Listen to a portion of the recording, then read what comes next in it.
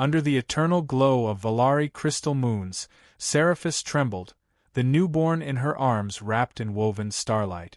His eyes opened, brown, human, questioning. Her heart, thousands of years disciplined in silence, cracked. She'd defied bloodlines, disobeyed laws carved into asteroids, betrayed a crown so ancient the stars still bowed to it. And yet, in this child's tiny breath, she felt absolution. The child's father, a human, still unaware of the universe he'd stirred by loving her. The chamber doors burst open. Metallic feet scraped the floor. Eyes of the attending guards widened. One whispered, "It's human." The proclamation shot across quantum relays. In the spires of the capital, King Zenzar stared at the message, unmoved. He did not blink. "Earth will be cleansed. Prepare the fleet." His voice, carried through the great halls, chilled commanders bred to never question. The royal line was sacred. Now contaminated. The directive was absolute. Eliminate the human stain. Burn the world that dared claim royalty. While darkness gathered in orbit, Earth remained unaware, busy with border conflicts and debates over resource rights. Until a piercing frequency cracked through defense channels. No encryption. No demand. Just a decree: your planet birthed abomination. Prepare for extinction. The message embedded a timestamp, an elegant cruelty. A countdown to annihilation. Nations scrambled, space command stations flared to life. Old rivals exchanged fire not with each other, but with the skies. In the shadows of a low-orbit junk ring, Earth's top military minds assembled. Commander Elias Kane stood among them, retired, exiled after refusing to launch during the Soul Titan mutiny. Now summoned. No briefing. No apologies. Just a dossier with one line: "She's back." Beneath the line, a photo. Seriphus. And the child in her arms. Elias's hand trembled not from fear, but memory. He'd never known why she left. Only the ghost of her presence stayed. And now this. Beyond Mars, the Valari dreadships massed. Thousands. Silent. Glowing. Designed not for war, but for erasure. Earth was not merely to be conquered, it was to be forgotten. Inside the vigilant dawn, Earth's only interstellar ship, General Navarro made it simple. "We are not ready. But we will not kneel." Countermeasures were activated. The event shield, still untested, wrapped the planet's exosphere. Quantum jammers deployed near the moon. On Titan, a plasma array was mounted onto old mining rig. Resistance wasn't strategy, it was instinct. On the outskirts of Geneva, in a forest blacklisted since the pre-fusion wars, Seriphus emerged from an ancient portal, cradling the child. Energy bled from her with every step. The journey across the rift had cost her years. She reached the cabin. A single knock. Then Elias opened the door. Silence passed between them. Then her whisper, "He is yours." The child stirred, his small fingers glowing faintly. Elias swallowed the storm in his throat, then nodded. Assassins arrived the same night. Pale-skinned Valari enforcers, eyes like obsidian, blades silent as breath. Elias moved before thinking. Old reflexes. The cabin burst into firelight and steel. Seriphus chanted old-tongue curses. The child, unafraid, watched with strange calm. One assassin lunged, froze midair. Not from weapons. From will. The child stared. The attacker fell. No heartbeat. No wound. Just absence. Elias and Seriphus exchanged glances neither could explain. The boy was not normal. Nor was he Valari. Nor human. He was new. News of the failed assassination rippled through galactic relays. Zenzar's fury scorched his own commanders. He summoned the Flame Tongues, elite destroyers from the inner suns. Earth's orbital command intercepted the increase in Valari velocity. Panic followed. Earth had days, maybe hours. Still, from ashes of fear, resolve sparked. Factories repurposed. Civilians enlisted in Shadow Network. The world had never been so united, because it had never faced extinction together. Engineers rewired weather control towers into EMP emitters. The oceans bristled with magnetic net. Cities practiced blackout drills. Deep beneath Oslo, scientists decoded a pattern in the enemy transmission, a frequency built not to threaten, but frighten. The enemy understood fear on a molecular level. Earth's defense AI recalibrated visual feeds to block subliminal Volari cues. Media blacked out. Hope became code. Every child learned to recognize the symbol, a line through a crown. Not rebellion, resistance. In an underground hangar, Elias and Seraphis stood before the vigilant dawn. Navarro ordered their protection as priority one. But Seraphis had other plans. She revealed the child's truth, not just a hybrid. A prophecy, whispered across Volari's star chant. A child born of both worlds will either unite or erase the stars. Elias recoiled. You knew! Her reply was a whisper of pain. I hoped it was myth. Now they had no choice. Earth had to protect what it couldn't understand. Not because of prophecy, but because he was theirs. News of the child's survival fractured the Volari elite. One general, Valandry, silent until now, questioned the war. We do not murder infants, he said. He was silenced. Yet others listened. Fractures spiderwebbed across the Empire's loyalists. Still, the king doubled down. Pride before extinction. Always. Inside Earth's command room, top minds debated. Surrender the child and live, or defy and die. Navarro stared at them all. We don't give children to tyrants. The silence after wasn't indecision. It was acceptance. Across the globe, silent messages passed. We stand. Not for victory, but for dignity. Elias sat with the child in a shielded bunker, his eyes red, voice cracked. You didn't ask for this. But neither did we. Yet here we are. The boy reached forward, touching Elias's chest. A memory played, Seraphis and Elias, dancing in a rainstorm years ago. Elias gasped. You remember? The child only smiled. The world spun faster. War approached. Orbit glowed. But Earth, for the first time, remembered who it was. Not a world of peace. Not a world of surrender. A world of fire. A world that rises. Even when broken. Even when outmatched. And now, the king who called them insects would learn. They did not kneel. They endured. And in endurance they prepared. Not to kill gods, but to remind them, humans do not burn quietly. The Volari fleet crested Earth's orbital rim like a storm of light and wrath, each vessel a monolith of ancient engineering and pure malice. The countdown ended. No prelude. The first strike razed Earth's lunar outposts. 1 million lives erased in silence. Earth's defense grid answered with everything it had. Particle cannons, railstorm barrages, plasma webs, all fired into the dark. But for every dreadship destroyed, 5 more emerged from fold space. The sky burned blue and white and black. The vigilant dawn moved like a phantom, piloted by Seraphis and Elias in tandem. She interfaced directly with Volari code. Half of her still recognized the royal systems. Elias handled the raw Earth-side aggression, targeting weak points, maneuvering the vessel through hell. The child watched, silent, eyes tracking everything. He spoke only once. They follow the signal. Neither parent asked how he knew. They changed tactics. The dawn jammed the royal pulse frequencies. 2 dreadships broke formation, firing at allies. Chaos bloomed in symmetry. On Earth, battles turned brutal. Cities adapted. Civilian districts collapsed, then rebuilt mid-fight with modular shield. Underground metro rails became troop highways. The Amazon was torched, then weaponized. Gene-coded flora that reacted to Volari biosigns. In Johannesburg, a 10-year-old girl intercepted a drone and turned it into a beacon jammer. In Tokyo, exosuit factories ran 24 hours, staffed by AI and humans alike. Every act, small or grand, became defiance. Earth bled, but Earth bled forward. General Navarro led from the front. Injured, sleepless, exhausted, but unwavering. She coordinated orbital strikes with ground resistance in seamless cycles. Her orders became legend. Let them land. Make them regret it.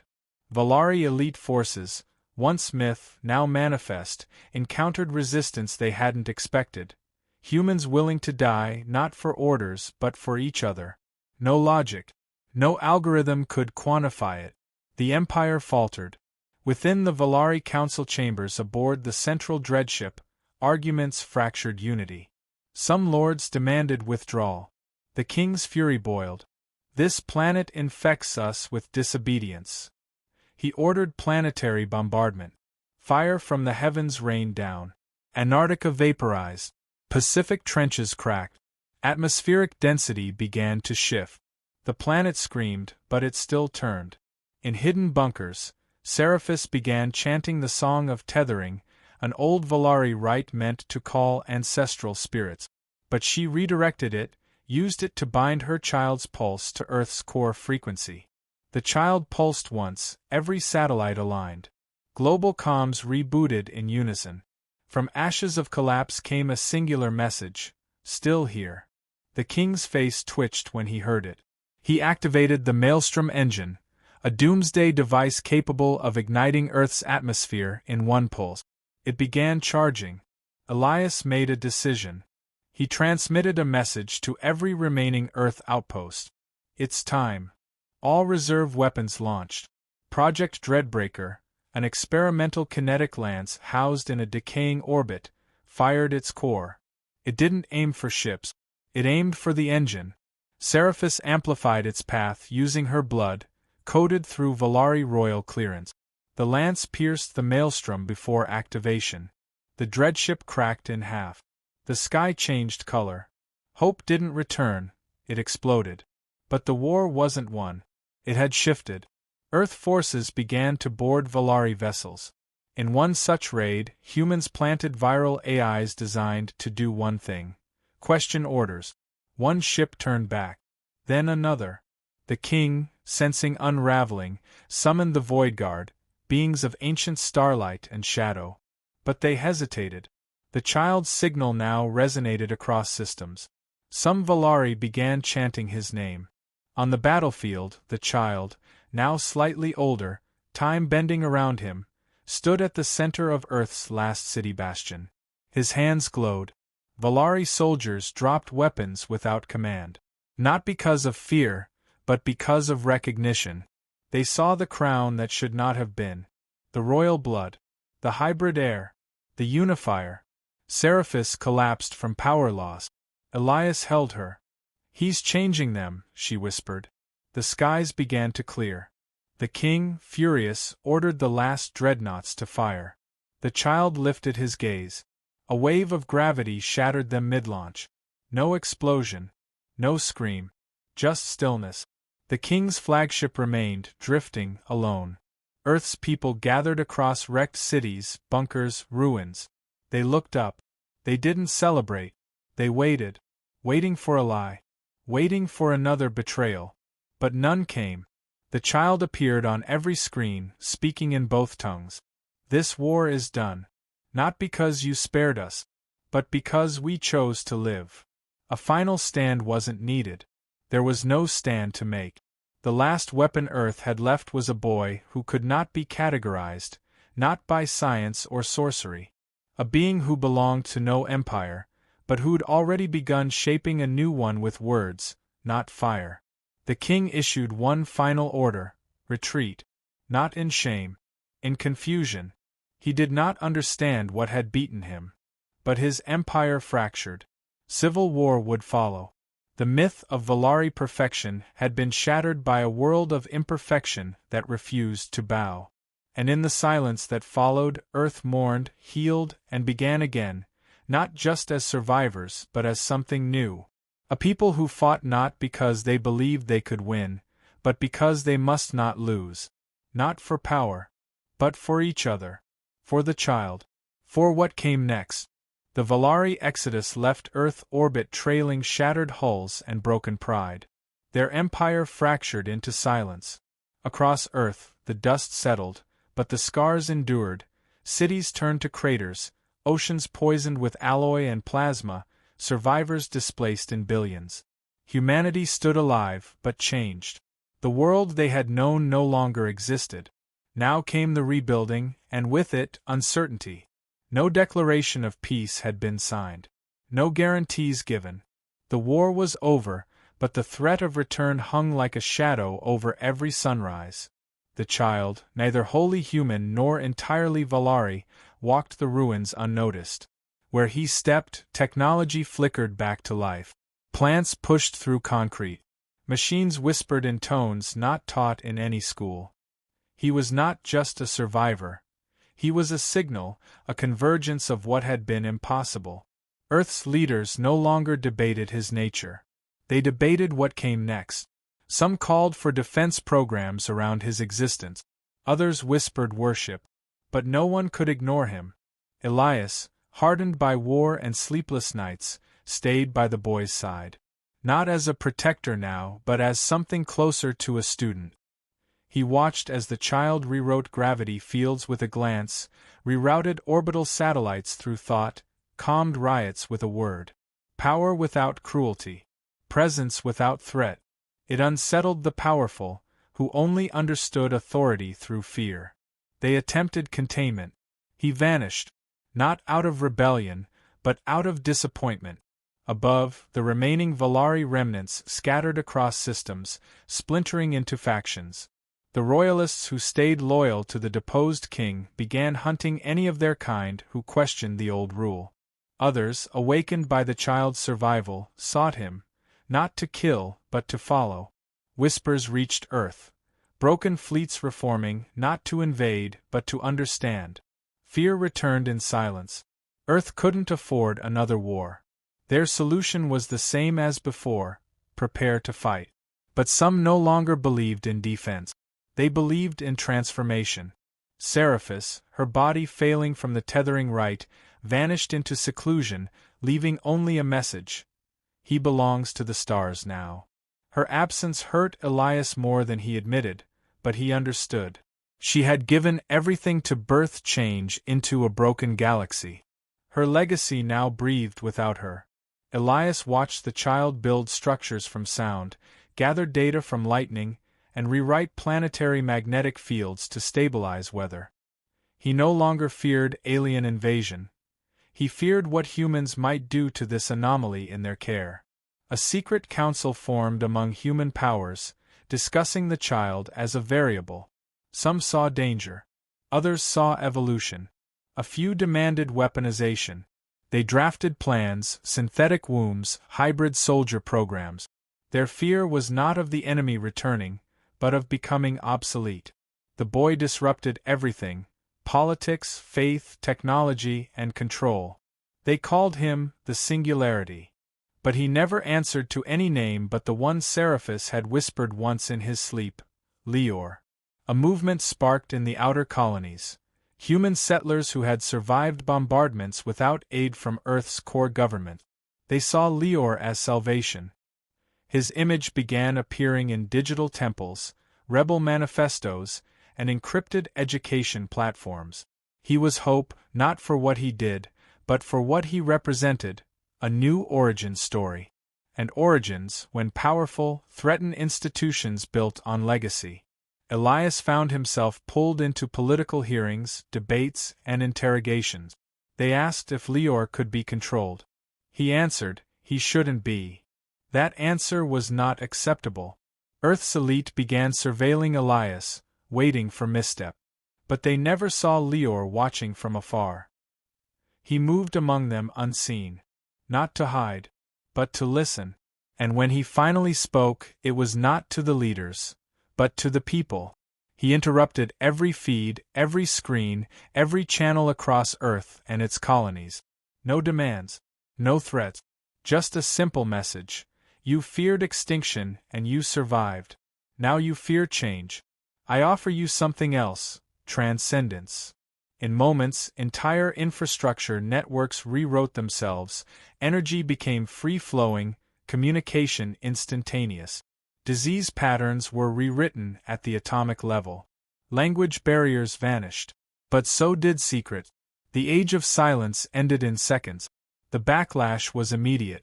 Riots in technocratic strongholds, religious schisms, governments fell, old alliances broke. But amidst the chaos bloomed something stronger: unity among the ungoverned. The once scattered colonies formed a confederation, declaring independence, not through war, but by refusing to follow outdated laws. They named Lior their symbol, not as a ruler, but as proof that being more did not mean being cruel. The remnants of the Valari, now self-divided into factions of belief, sent envoys to Earth, not with fleets but with knowledge. Histories, genetic codes, lost sciences. They came to learn from their mistake. Their ancient enemy had not died. It had evolved. Some knelt before Lior. He told them not to. Others begged for his guidance. He pointed them to children. Teach them. Not me. As power structures collapsed, new systems emerged. Cooperative hubs between species. Joint education institutes in orbit. The moon became a diplomatic zone. Former soldiers turned into translators, engineers, poets. The battlefield became a place of art. And though scars remained, the drive to repeat history weakened. Not erased, but diluted. A new balance emerged, not between humans and aliens, but between what was and what could be. Elias, now gray-haired and slowed by time, sat beside Lior in a quiet glade. You could have ruled everything. Lior smiled. I'd rather raise it. The glade around them shimmered, not from tech but from harmony. Wildlife thrived where bombs once fell. The sky bore new satellites, not for surveillance, but for music, beaming universal symphonies into space. From far systems, others began arriving. Not conquerors, seekers. The signal of peace, though faint, had traveled farther than any weapon. Lior greeted each with equal measure. No flags, no empires, just invitation. Humanity, once fractured, now stood at the edge of something vast. Not dominance, not submission, but coexistence. In time, the story of the war faded, retold not as tragedy, but as origin. Children learned it not to hate, but to remember. That a planet deemed primitive, divided, reckless, had defied extinction not through power, but through refusal. The refusal to hand over a child. The refusal to die quietly. The refusal to be anything less than human. And in that refusal, a new galaxy began. Not perfect, not peaceful, but alive. And always rising,